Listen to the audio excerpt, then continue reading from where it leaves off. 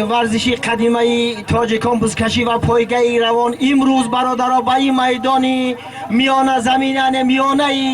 میان زمین تبرومالی خوش آمدین برادرها، خوش آمدین. کشی شما همه خیلی مسابقه خوبی ورزشی یعنی بازی قدیمی تاجیکان بزکشی را پیشکش کرده است. تشبسکارانی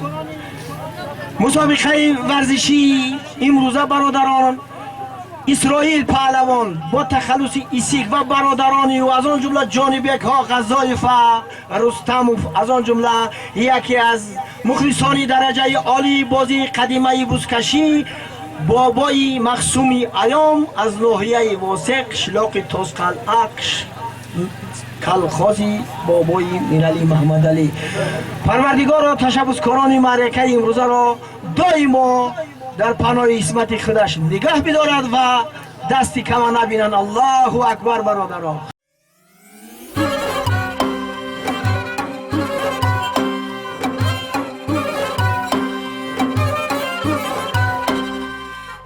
جورا جانی چاونداز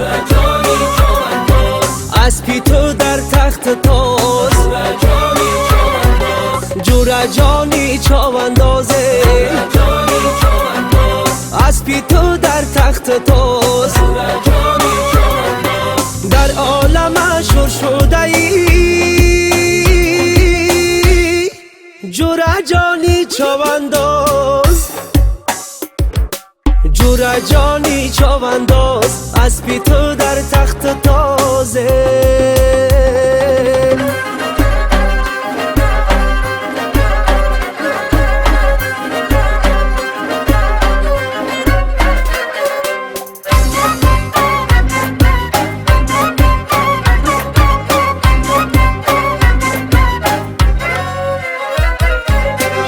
بگذر مرا بگی سالمی خوب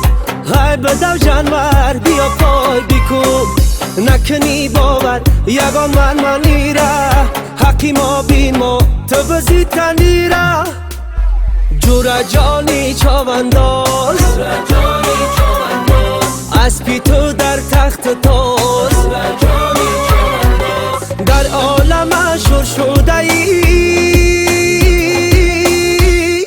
جورا جانی چاونداز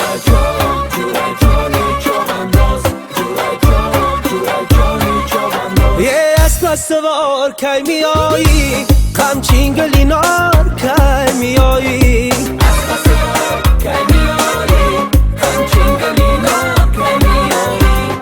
شابق سوار کی میایی میدان خمار کی میایی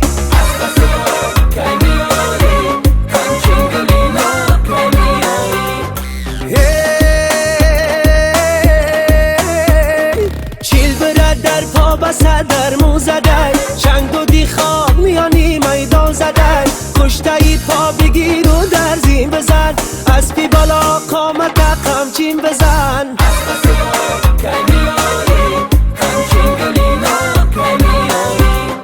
شابق سوار کی میایی میدان خمار کی میایی